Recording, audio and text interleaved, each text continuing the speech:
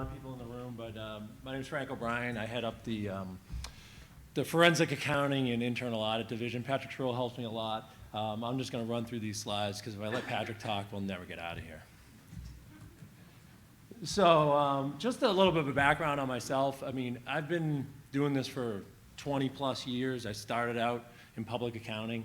I realized working in public accounting that I hate public accounting. So I looked for something else to do within the accounting realm. And you know, it led me towards fraud work, it led me towards internal controls, and a lot of that pushed me towards the back end, towards the fixed ops, because the average dealer really is focused on sales. They come from a sales-oriented background, they know sales very well, and the fixed op is an area, fixed operations is an area that you can really help the dealer.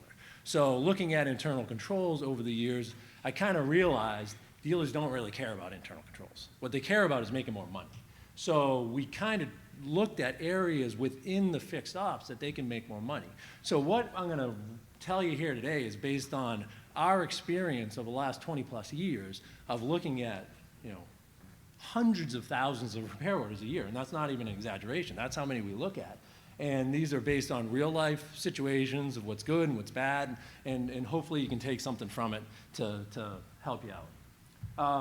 So obviously, everybody knows that 2021, 2022 have been record years, profitability-wise. You had the pent-up demand from COVID. You had the microchip shortage, just basic, you know, economics, supply and demand, right? But times are changing, right? As Bob had mentioned earlier, you know, the recession's coming, right? We can all see it. We can all feel it.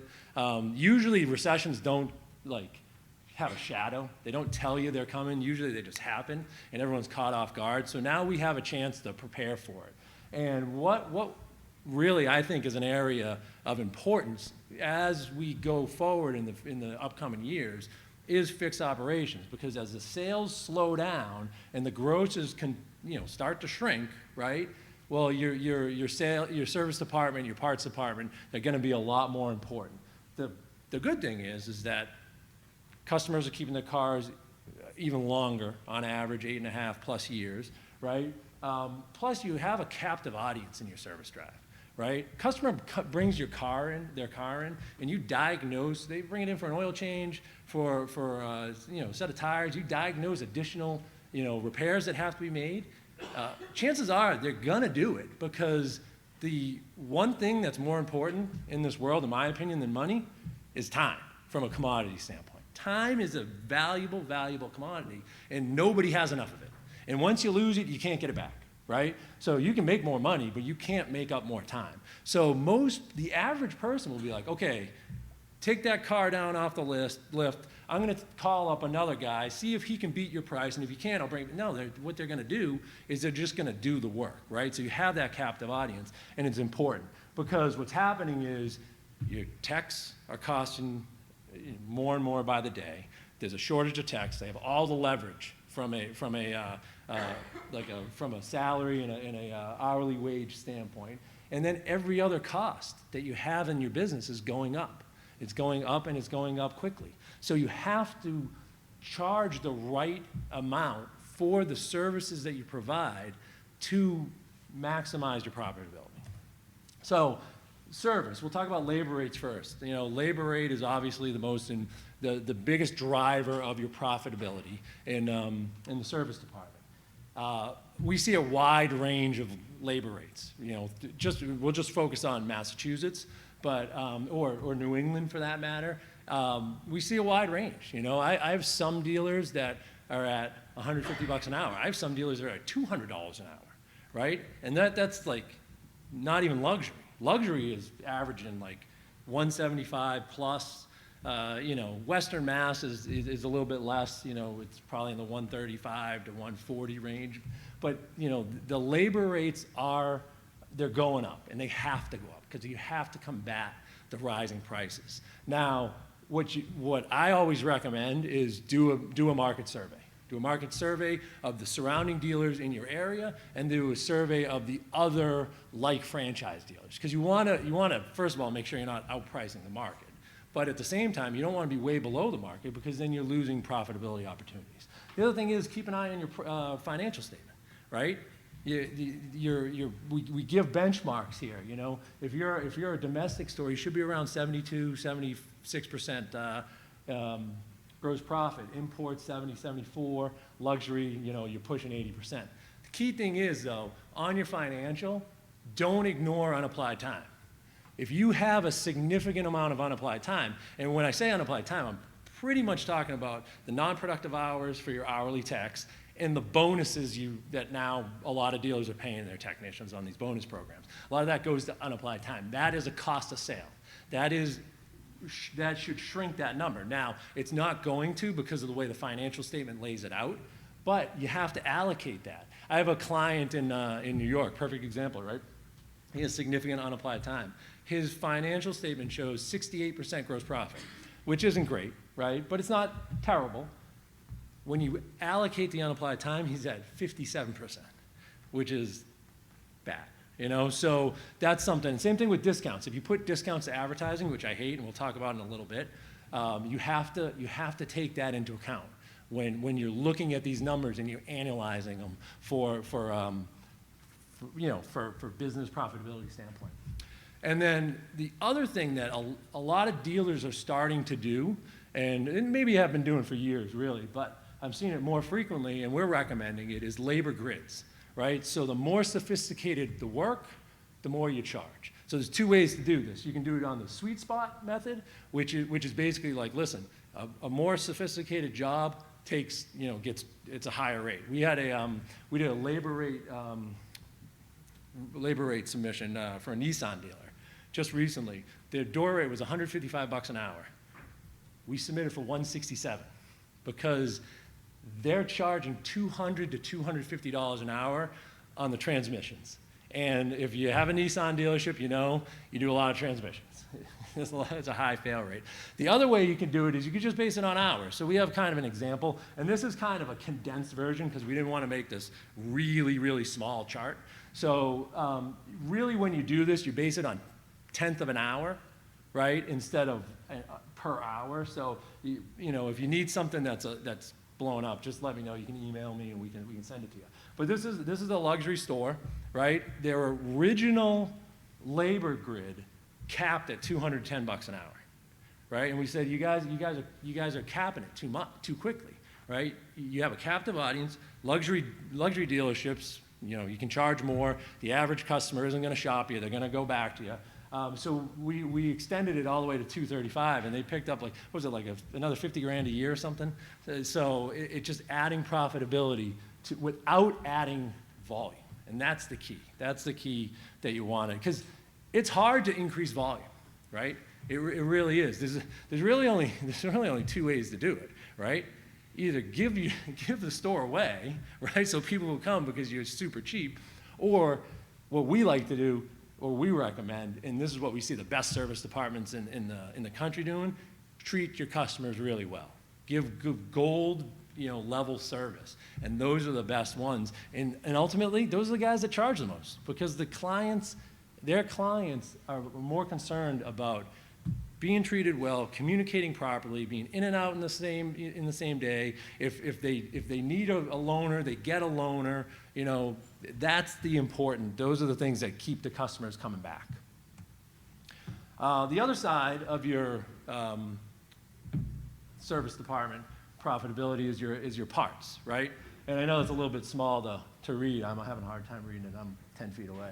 But the matrix is going to drive your parts profitability more than anything else. And when I say parts, I'm not talking about wholesale. I'm not talking about counter retail. This is service, drive, shop parts. So a couple things we see with parts matrices, right? Number one, there's two different types of matrix. There's what we call cost plus and list plus, right? So a cost plus takes the cost of the part and adds a percentage to the cost to get your sales price. A list plus takes list pricing and adds a percentage. So for example, you might take a cost plus 100%, and you sell the part, a $100 part, you sell it for $200. Or you take a list price, you take the list pricing, $167, and you add 10 or 20%. The problem with list pricing is the OEMs got really smart over the last, decade or so when it comes to these, because of these warranty parts reimbursements, right? So what they've done is list always used to be 67%, and then, you know, engines and transmissions were like 30% or whatever. Now, you have some parts at 67%, you have some parts at 52%, Volvo has like 55%, BMW has 17 different, you know, levels, and these, the manufacturers have basically bastardized list price. And what does it do? It saves them money. Because if I take list and I add 20% and list goes down, well, guess what happened? My sales price just went down without me even knowing it. So if you take the cost, well, the cost is always constant. You're always going from, that's your ground. So if you add that percentage, your gross profit will always stay there. The other thing we see sometimes is the dealers cap out the parts matrix too early. So what'll happen is they'll have a good matrix up to $100, and then after $100, it's just MSRP. Problem is that, and we'll show you in a minute, the sweet spot in a matrix is really like 100 to like 700 or, you know, 200 to 1,000. That's where you get the most weight, and that's where you get the most benefit. And one thing to keep in mind, when you have a parts matrix, you have to exclude the competitively priced parts. You know, your brakes, your batteries, obviously your filters, oil changes, all that stuff. So our parts benchmarks, you know, luxury, you should be pushing 50% or higher. The imports tend to be lower because there's more maintenance. Although I will say Honda and Toyota tend to have better numbers than like Nissan and the Korean brands, who tend to have a little bit lower numbers. And then domestics, you know, 40 to 45% is what we're looking for.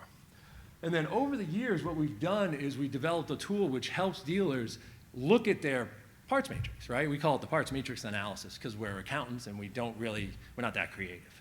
And what it does is it takes a dealer's, you know, parts matrix, and what we do is we extract the data of all the parts you've sold on repair orders over a given time. It could be 90 days, 180 days, a year, it doesn't really matter. And what we do is we analyze, okay, these are the different buckets that you're marking up the different price levels.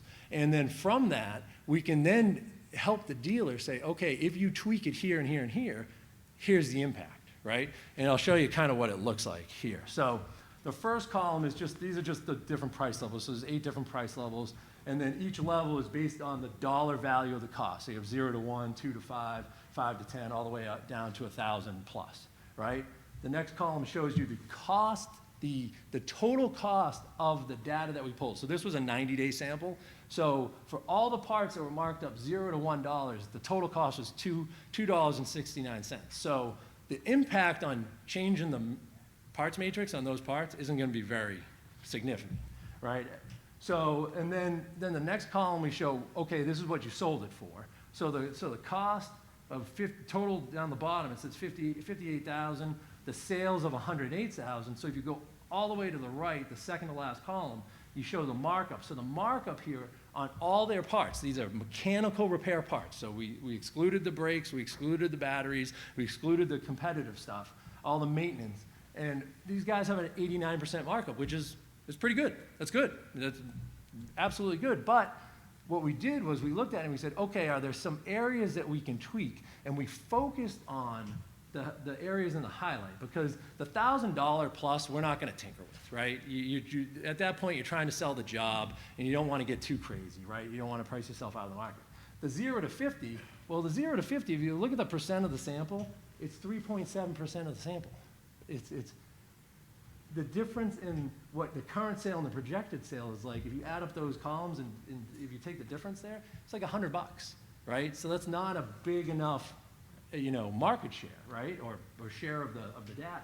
So we looked at the 5, 6, and 7, which when you add up to 18, 15, and 32%, it's like 66% of your sample. So we focused on that, and we just tweaked it, right? We took 99% to 125, we took 93% to 110, and 93% to 100, and it added an additional, like, I think that was like $5,500 or so to the profit of the dealership. Now you take that for 30 days, you multiply it by 4, you know, now you're looking at an additional 21,000, right? Plus the other thing was this store then did another warranty parts increase and went from 89 to 100% and picked up like, I think it was like 60 grand. So that's the benefit of looking at this. And sometimes we look at this and, you know, the average is like 60% or 70%, and then you can really pick up some significant profits. So we've done this at a bunch of our stores, and it's worked out really well. And it's definitely something that if the gross profit percentage is low at your store, it's something you might want to look at. So one of the things that we recommend to all the dealers is these warranty reimbursements. We've seen a huge increase in the volume of warranty reimbursements. Basically, I think all 50 states have laws on the books that you can do this. Certainly, this Commonwealth of Massachusetts has a 93B, which they updated. I think it was in 2014, maybe. So it allows you to do both parts and labor. On the labor side, one of the things that dealers overlook is they don't do it frequently enough. So large stores should be doing it annually. I got a store, actually it's a group out in California, right? We just did their 10 stores. They probably, on average, picked up about 20 grand a month per store, right? But they waited 2 years in between submissions. So if you think about it, right, if they had done a submission every year, each year, even if they just got half at each time, they missed out on about $1.2 million of incremental gross profit. So it's important to be doing these, you know, every year, every 18 months, 2 years at the max. And then on the parts side, oh, and one other thing too is on the labor side, 9 times out of 10, it's more beneficial for the dealer to do it through your state statute as opposed to through the manufacturer's program, because the manufacturer's program is significantly slanted towards the manufacturer and against the dealer. So we see that where you know, the dealers will you know, try to submit for a submission through the state statute. They'll get like a $7 or $8 bump, and then the next year they do it through they do it through the manufacturers. They get a small bump, and then the next year they do it through the state statute, and they get a much larger bump. And then the parts side, the 93B, and other states have similar laws, but that allows you to do it once per year. Most dealers do this once, right? Because if you're going from 40% up to 75%, you almost double your profit and everybody's happy, right? But we've seen dealers then go from 75% to 90% or 75% to 100%. I mean, we've got some stores, jeepers, some of these guys get super aggressive and up at like 120, 130, 140%. You know, so there is opportunity there to do that multiple times. The other thing too is for a long time, Toyota and Mercedes would absolutely stonewall the dealer. They're now starting to comply. So those manufacturers are in play. And then finally on this, if you buy a store, right, most OEMs reset you back to the 40% or MSRP. So that's something to keep in mind. And the other thing too, the rep will lie to your face because they'll tell you, oh no, you have to wait a whole year to submit for a parts increase. You don't. You absolutely don't. The only thing you have to wait for is enough data to accumulate 100 qualifying repair orders. Maintenance should not be overlooked, right? Maintenance, there's a couple, I guess I look at two different buckets of maintenance. You have the loss leaders, like your oil changes and your tires and whatnot, and those you just price to get people through the door. But then you have, interval services, flushes. We're seeing those priced at like 80% of your retail rate. And we're seeing dealers sell a lot of those services. You can dress up, an oil change, tire rotation, brake flush, couple other, really easy, they'll dress it up, MPIs and all this other stuff. And you can build some gross profit into those. And you can sell a lot of those. And the dealers that do it effectively have done well with those services, because the problem that you're running into in 2022 is that the mix of maintenance to mechanical work is at an all-time high. It's like 75, 80% maintenance compared, even for domestics, it's getting way up there. brakes, batteries, and bulbs, don't give them away.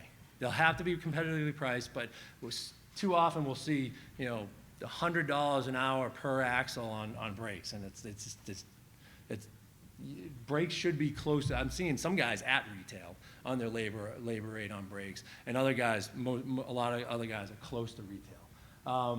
And same thing with the pricing. Should be MSRP. You could probably build a little bit of additional gross in there, but the key thing is that you're doing more of this type of work, so it's important to value it. The MPI is a great tool. They now have the video MPI, which, you got the camera, puts it right, the car's on the left, it shows you the issues and whatnot. It lends a lot of credibility, but it's a good tool because it builds rapport with the customer, because the customer will come in 3 times and he's green, green, yellow. Now all of a sudden he's expecting, okay, next time in I'm gonna have to do something. The other thing is recommend services. It puts the thought in the customer's mind. Next time you're in, this customer, $60K, you're at 55,000. 60K is a good thing to do at this point in time, or you need a coolant flush or whatever it might be. So those are good tactics and good habits to get into for your service department. And then the other thing we're seeing is the maintenance items like your alignments, your tires, your oil changes, not so much the oil changes, but especially the alignments and the tires. The hours that you're paying your techs to do these services is creeping up. So about 5-10 years ago, I felt like I got over a hump by telling dealers you don't have to pay a tech an hour, 1.2 to 1.5 hours to do an alignment, right? And what happened? They listened, and they just crept down and got to an hour, and even some were at 0.8. Well, guess what's happened? It's back up to 1.5 or 1.2. And you can't, the days of the $89.99 or the $99.99 alignment, if you have those pricing for your alignments, it should be $129. If you're a luxury dealer, I'm seeing luxury dealers up at $149, $169, or even sometimes higher. Tires, 0.4 per tire. I have one guy that's at a sliding scale, so it's 0.4 if they do, if it's 0.4, 0.3, 2, 1, if they do all 4.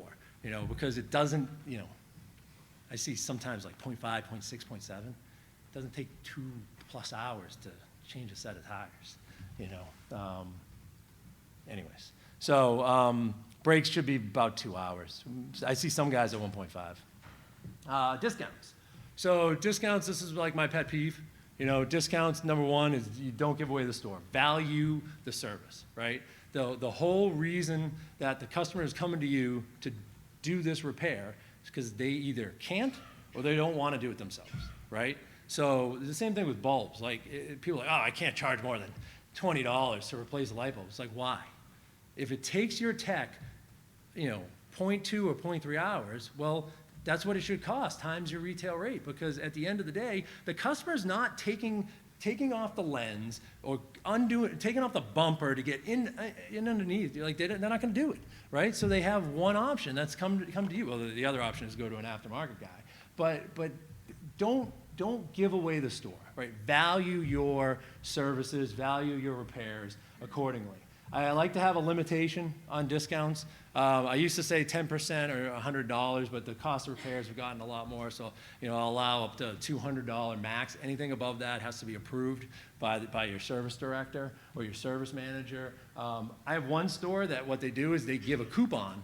They don't give discounts, but they'll give you a coupon for free oil change next time you come in, right? So now that's good, because now it's giving them incentive to come back.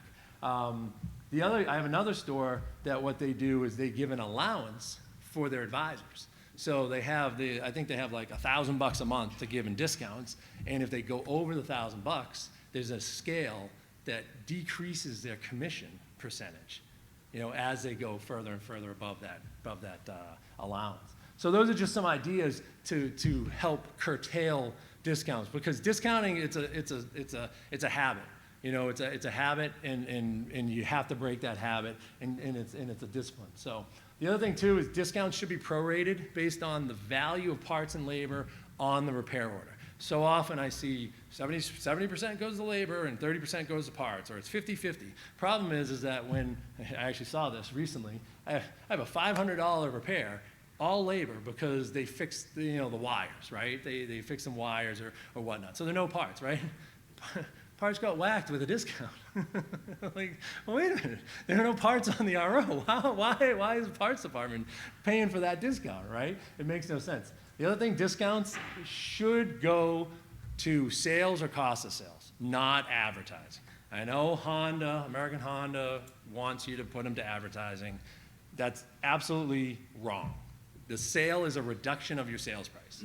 No matter how I don't care if it's a coupon, I don't care if it's a program, I don't care what it is. It's a reduction of your sales price. It's not advertising. And what it does is it masks the problem. So if you have a high advertising, right, but you have a great gross profit, it's hard to, and then you have to you have to pull the detail and say, okay, this is the actual advertising, and this is the discount, and it's a pain. So, and then the other thing you can do, because the other way to discount is to change the actual labor sales, right? So instead of charging $150 for the hour, you charge $125 or $100, the writer does.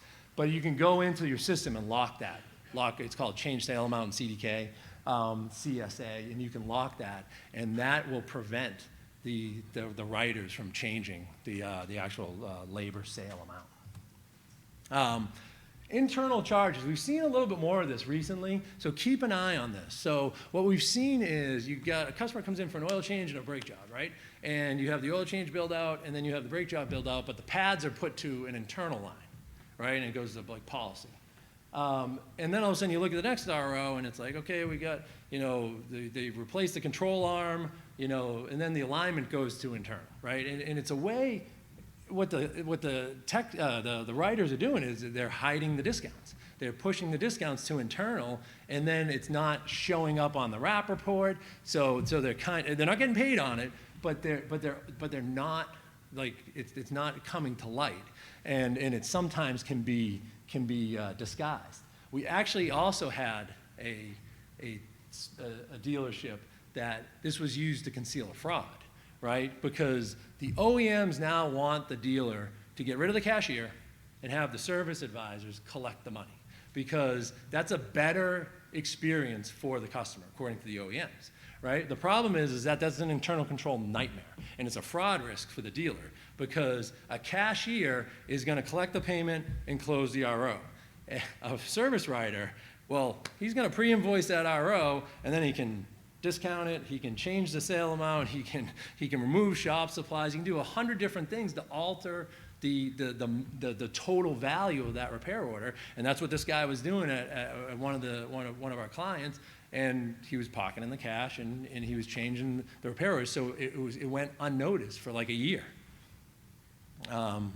So one of the things you could do, service manager reviews the wrap report. You can look at, for the most part, your writers should be mostly customer pay and warranty, because your internals that are your used vehicle recon internals, those should all go through one service writer, typically, and that's how it's run. So if you see high number of internals, well, that's something you can dig into.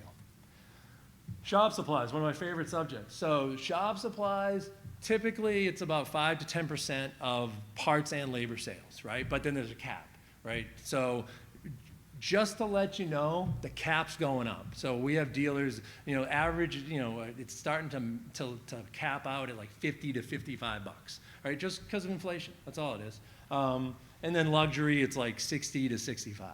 So I have one service director. Best explanation to when the service writers squawk about it, right, or the customers squawk about it. It's like, okay, Mr. Customer, when you're done, we're going to give you your oil back, and we'll put it on your passenger seat. And we'll take the tires, and we'll put those in your trunk. And oh yeah, by the way, when you come back to pick up your car, bring a half a bottle of windshield wiper fluid, because we're going to need to replenish what we used. So, but most customers don't even question it. The bigger issue is that you want to lock down the shop supplies function. You don't want the the writer's able to remove or to change it, because that's a way that they can basically take a discount on the repair order and not participate in it, because nobody's paid on shop supplies. So that's an area just to keep an eye on. And then finally, you know, we're really focused on the profitability, on the gross profit end of things, but compensation, just keep an eye on your compensation numbers. You know, the benchmarks, parts should be like 30 to 35%, service should be 35 to 38. If you're high in those benchmarks, you got to dig into it a little bit. You might have too many employees. Your unapplied time might be incorrectly posted to other salaries and wages instead of the actual, you know, adjusted cost of sales line. And because typically those are your technician bonuses and your non-productive hours. You might have a guarantee. You know, you hire a service manager to turn the place around. You put him on a 90-day guarantee. 2.5 years later, he's still on that guarantee, and the service department's, you know, functioning basically the same. And then also overtime. You know, service writers under the Sleepy's Law are entitled to overtime. So just keep an eye on that. As to, you know, you want to manage that as best you can. Questions? All right, thank you.